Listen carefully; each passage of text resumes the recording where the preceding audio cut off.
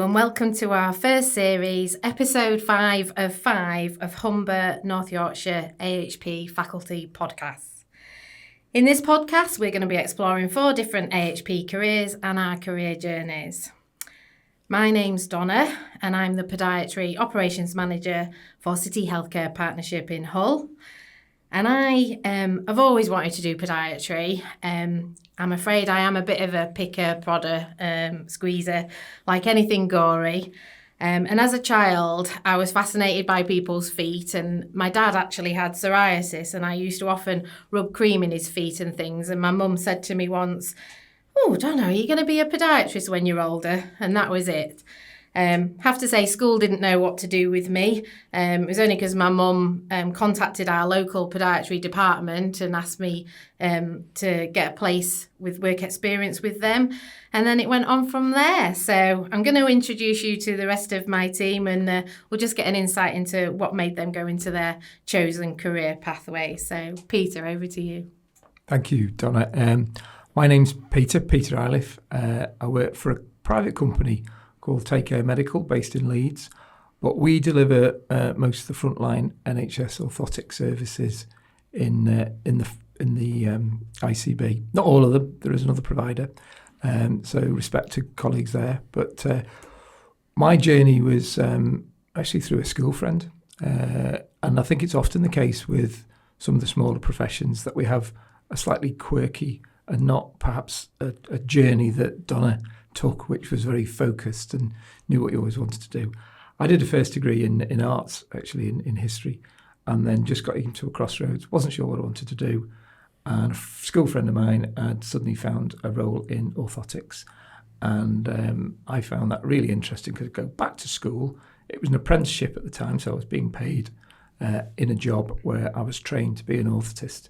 So I was able to pick up stuff that I'd dropped at 14 or 16. So all the biological and physical sciences that I'd left behind. And I really found, I'm a bit of a compulsive learner, so I found that really exciting. So that was my route into orthotics. And I've been there for the best part of the last 40 years. Great. What about you, Vicky? What made you want to choose your chosen career path? So, I'm Vicky Goldsborough. I'm the Principal Occupational Therapist with Hull City Council. When I was at school, I didn't know what I wanted to do. I enjoyed learning, but I never liked school. So I took a few minimum wage jobs leaving school, packing fish and putting croutons in boxes. I worked at McDonald's for a while. And then I saw a job in a care home which paid more money. And I really didn't think I'd like working in care, but I thought I'd give it a go, and I absolutely loved it. And then from working in care homes, I ended up working with quite a few different professions, and I decided that actually I would like to go back to university. And there was a few different professions that I was really interested in, so I asked if I could spend some time with the different professions. I spent some time with a podiatrist, with a physio, with a speech and language therapist. And the decision was a bit of a mix of what education I already had, so that I didn't have to go back to A-level, so which courses I could actually get into. And also I don't like needles, so that ruled out quite a few of the professions. So I settled on occupational therapy. Great. And how about you, Giles? Well, my name's Giles Farrington. I'm lead ODP for critical care at York and Scarborough Teaching Hospital. Much the same as some of the other people we've talked to. I didn't do particularly well at school. I always make the joke that I've got an O-level in French, but not in English, so I couldn't even pass an O-level in my own language. So I didn't really know what I wanted to do career-wise. So I actually ended up joining the military, and I joined the military as a combat medical technician. And my first plane flight ever was to the first Gulf War. And I worked in the resus department. And purely one day, one of the nurses was going through to theatre to help recover a patient and asked me if I'd like to go through. And I went through to help recover this patient, and it just opened my eyes to this completely different environment that I want to be part of. And as I say, the rest is history. It's interesting that not everybody obviously goes through the same route into their career. And a bit like you guys, I left school, and although I had A-levels and could go on to do a degree straight away, I wanted to earn some money.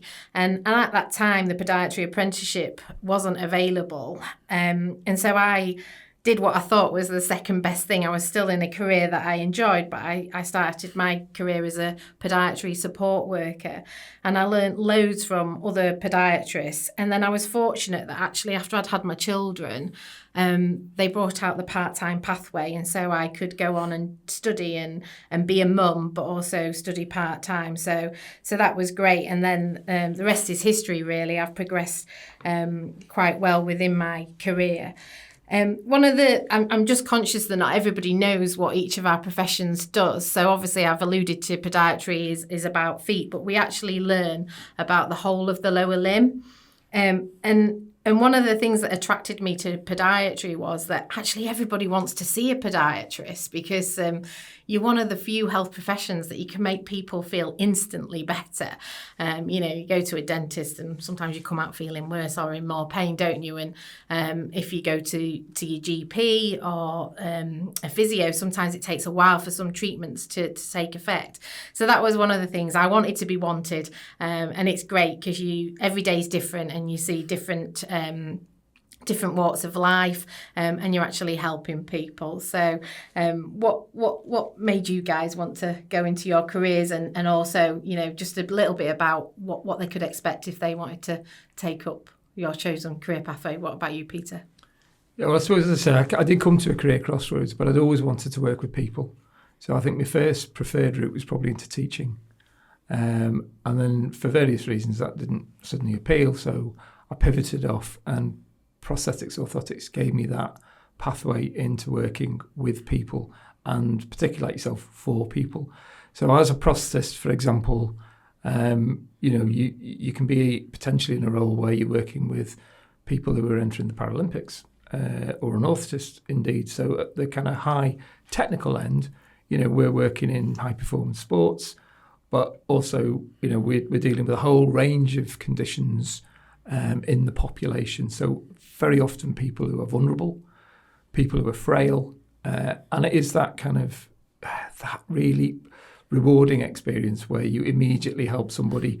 In many cases about mobility. We do lots of things, so we have a very broad range of devices and pieces of equipment that we can fit, and I can't go into all of that. I'm not going to describe that today, but it's basically matching the equipment to that person's mobility needs is very much a lot of what we do. And so very often you get the feedback that, I can now do the things I couldn't do before. So I think that's extremely rewarding. And I think if anyone's interested in prosthetics and orthotics, I think, go away and explore it, and we'll perhaps talk a bit more about that later. But I think it really does give you that kind of adrenaline rush where the feedback's immediate. Keeping people independent is your business as well, isn't it, Vicky? So leads nicely on to yourself. So in regards to occupational therapy, it takes a slightly different approach to some of the other professions, because we define an occupation as anything that you might do to occupy your time. So everything you do, from brushing your teeth to catching the bus, and sort of even including your work. So one of the things that I liked about occupational therapy was it is about looking at what things that person wants to be able to do and needs to be able to do, and how can you support them to do that. And you can support them maybe by making improvements to their physical or mental abilities, or by changing their environment, or by giving them a different way to undertake that task. So it's really less about fixing the person and more about making that person being able to participate and be independent in their everyday lives from that different point of view. Brilliant. And Giles, what sort of things would an ODP sort of see and have to deal with? I think it's quite interesting we talk about ODPs because actually the ODP role splits into three different areas. So as an ODP, you could be working in the anaesthetic area, supporting the anaesthetist with anaesthetising patients and supporting the anaesthetist throughout surgery. You could be performing the scrub roles. You could be scrubbed up, passing instruments to the surgeon, or working as a runner, getting things for the scrub team. And you could be working in the post-anaesthetic care environments. That's helping with recovery of patients after their anaesthetic. And this is what makes the job so exciting for me, that each day isn't the same. We can be used and utilised for those three skills, and I think it does make the job a lot more exciting. So, just because I'm curious as well, do all the military have ODPs within them, or is it just one specific branch? No, the Army, Navy and RAF all have ODPs within their medical services. A majority of them, I believe, are trained as cohorts of civilian universities, whether it's Birmingham, where there's a big military hospital, and then they'll work at base hospitals and be deployed overseas, places like Afghanistan, Iraq. There are ODPs and entire field hospitals out there. So whilst we're all describing our journey and our own professions, there's a lot of crossover amongst professions. I mean, obviously, podiatrists work really closely with prosthetics and orthotists, and we mentioned about sports injuries and things like that, but we also link in with physiotherapists. And strangely enough, one of the people that we work the most with is nurses, community nurses. So podiatry, particularly in the NHS, has become very wound care focused. So we deal with people with long-term conditions such as diabetes, rheumatology, other neurological conditions, but then also people with stroke. So we have some crossover with speech and language therapists and occupational therapists as well. So it can be quite broad, all of these professions, but we are a real community where we sort of work together as part of a multidisciplinary team approach. And that's really interesting. I think that you can go into different sectors, particularly in podiatry and prosthetics and orthotics, where you can work independently for a private company, as Peter says, or for yourself, or you can specialise in different things such as musculoskeletal or even podiatric surgery now. So is there, we talked earlier, Vicky, about your different sectors that occupational therapists come across. Don't know whether you want to share some more on that. Yeah, so with occupational therapy, because it's focused on what a person wants to do, we work with people right from neonatal newborn right through to palliative and end stages of life, and across the full spectrum of physical health, mental health, cognition, and also working with people in the private sector in terms of just improving their lives from a coaching point of view. So there are a lot of different areas that you can get involved with as an occupational therapist. And we do, again, work alongside a lot of different other professions. I'm an occupational therapist within social care.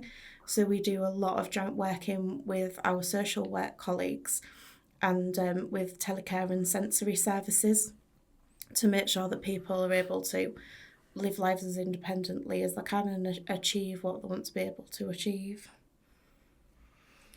Do you want to talk a little bit more about your experience of working across the NHS and private sectors, Peter? Always, yeah. So I think about 30 to 40% of the orthotists working in England are employed by the NHS in NHS services.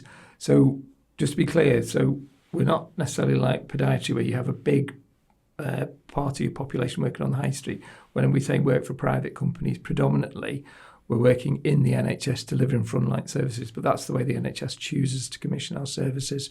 So you will be, so although I work for a private company, I'm working very, very closely with physiotherapists, particularly in the area of paediatrics as an orthotist. I'm working very closely with podiatrists when we're looking at the wound care. So podiatry will really focus on that wound care piece. But then what happens next? How do we manage the patient's foot after the ulcer's healed? That very often falls in the remit of the orthotist to provide footwear, which ensures we don't get a recurrence on the ulcer. So really close teamwork. And I work very closely with an occupational therapist and a spinal injuries clinic that I do on a monthly basis. So we have all this sort of crossover, and I think that's one of the real appeals to me of being an AHP. And I think there's a real sense that we're becoming part of a family. And I'm talking a little bit about from the perspective of the orthotists, because that's the area I work. But as Giles alluded to, we have kind of two predominant streams in our profession. So we are one profession. You do one course, you come out with a qualification in prosthetics and orthotics, but the vast majority will practice in one or the other. And the prosthetists will work in a limb centre, and they'll have physiotherapists doing the gait training, so they'll get the equipment right for the patient, and then the patient will have a lot of rehab with the physiotherapist. Or in upper limb, they work very closely with occupational therapists. So, in truthful, we probably cross over a little bit less with the ODPs, but certainly, physiotherapy, podiatry, and also OT, we're working very, very closely with those guys, and also, referring medics. So we very often get comms from consultants or GPs. So part of the team, although we're working for private providers, we're very much sort of in the NHS space. We have NHS logons. We're doing all that stuff besides. So I think there's real opportunities for people who have that technical mind, but also then learning from colleagues, particularly like OTs, and that kind of social awareness and psychological approach. It gives you a real opportunity to learn holistically about what patients want, so that you don't just come down with, I've seen a bit of kit, I know this will be right for you. Is it right for that patient? So you need to broaden your horizons, I think, when delivering care. Mm-hmm. So what would a day in the life of an ODP generally look like, Giles? I suppose this is quite a challenging one to actually talk about, because as I've mentioned, we've got an anaesthetic side, a surgical side, and a recovery side. And just to throw a spanner into that as well, I actually work in critical care as part of my role. So I suppose the joy of being an ODP is that there isn't necessarily a glue down what is your daily role. Critical care, I suppose, has taken a bit of a upsurge for ODPs, as during the pandemic, a lot of ODPs were redeployed to critical care, and we actually found out that a lot of the skills we have in theatre are just as useful in critical care. So a lot of hospitals now are looking at how they'll incorporate ODPs into their critical care environment. I'm lucky where I work that the hospital has had ODPs in critical care since the mid-90s, so it's not such a new thing for us. I suppose whichever role you're taking within the profession, it's going to involve setting up for your operations, whether that's anaesthetically or surgically. Patient safety is one of the biggest things within theatre, because obviously for a lot of the time the actual patient's asleep. So we do have a lot of meetings to discuss the anaesthetic, the surgery, and at each step along the pathway we'll pause and do a check again, just to make sure we are keeping the patient at the centre of everything and making sure they're safe. I love the job. I've been doing it 29 years and I've still got the same passion for it as I have from the first day. That's great. In podiatry, initially when you first qualify, you kind of have a bit more of a generalist role, and that could be sort of doing home visits, going into residential or nursing homes, assessing people, diagnosing them, treating them, supporting students and support workers. And then you can branch off and specialise, like I alluded to earlier, into either musculoskeletal, wound care or surgery. But like with ODP, the pandemic opened up even more opportunities for podiatry, in the sense that we were, some of our team were redeployed also, because we give injections for toenail surgery. We were asked if we could support the community nurses and go out and administer insulin and things like that. And it was great because you sort of understood each other's roles a little bit better, I suppose, and how there was that crossover. So I think the pandemic opened a few windows for a lot of people, really. What about a day in the life of your profession, Vicky? So when I qualified, I worked in the NHS for 6 years before I came into adult social care. So I've got a range of experience with adults. In terms of someone who's working with people, which I don't do so much anymore in my role, you would go out, you would meet the person, ideally in their own home, but if you're working in a hospital setting, it might be on the ward, and you talk to that person about what's important to them in their lives, what are the things that they need to be able to do and currently can't do. You would talk to their family or anyone who's significant in their life that they feel would be good for you to talk to. And then if you haven't spoken to them in their own home, you would find out about their home or go out and visit their home so that you have a really good picture of what that person wants to be able to do and where they are trying to do that. So then you would come up with a plan of how are we going to support this person to do that activity that they've identified. So if they're saying, I can't get washed on my own anymore, the nurses are having to come and wash me in bed, it might be looking at giving them a lift so that they can get in and out of their bath at home, or it might be looking at giving them a walk-in shower if their bath isn't something that they were able to get in and out of. Or it might be something referring into rehab or doing rehab with somebody to help them build up strength in their legs so that they can step over into the side of the bath. So there's those different elements of how the person wants to wash, the different ways you can change their environment to enable them to wash, or the different ways you can support them to improve their abilities in their own body so that they can access bathing. So just that one simple example shows a range of different ways that you might work with somebody.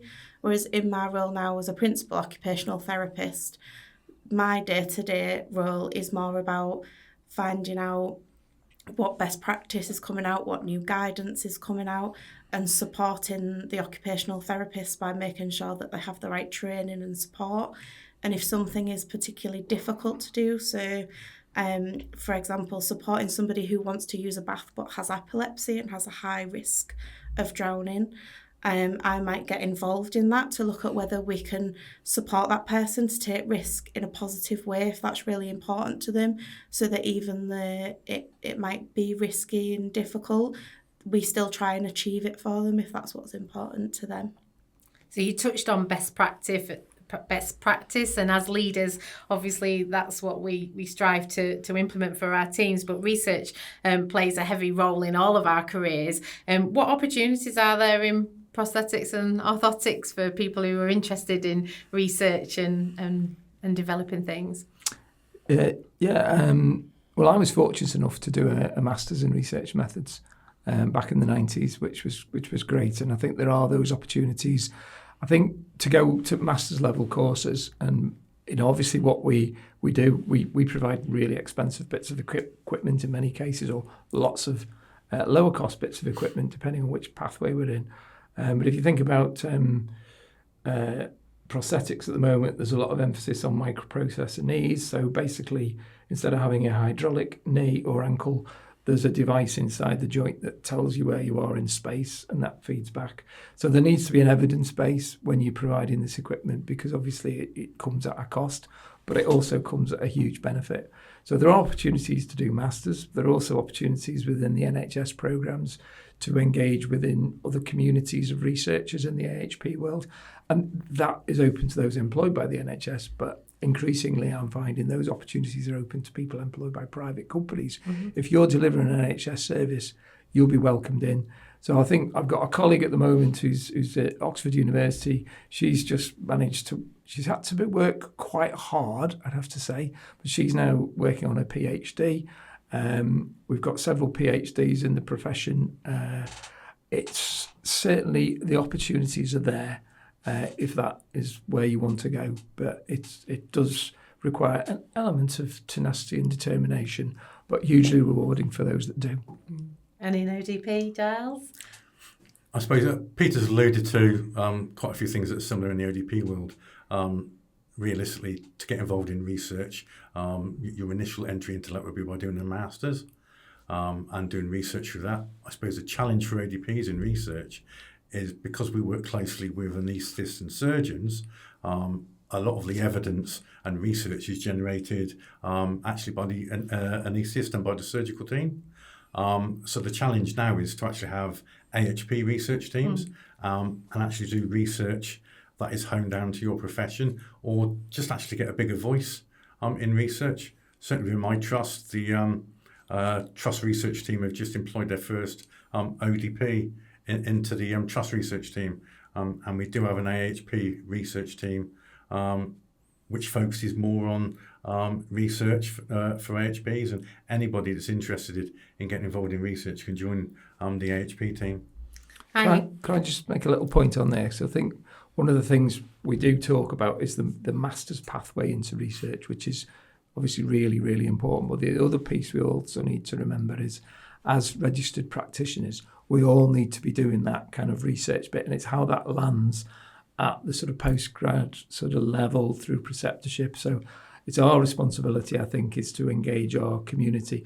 And in the way that Vicky talked about is, what's the evidence base behind this? So research is for everybody, but some are perhaps spending more time in it than others. I totally agree, and the opportunities are there. I've just recently had a podiatry apprentice who was successful in getting an internship with Leeds Beckett University. So while she was waiting for a HCPC registration to come through, she's had a great opportunity to put her toe in some research, and she's got a hunger for it now, which is great, and that's what all of us really need to try and encourage. Like you say, it's masters is one route in, but we should be doing it all the time. But I also echo when you're working as a multidisciplinary team, sometimes the bigger voices get the credit and get the opportunities. So obviously in the diabetic foot, the vascular teams, but there's an opportunity for AHPs to get involved in that research still. But yeah, sometimes you don't necessarily get the funding directly for yourselves.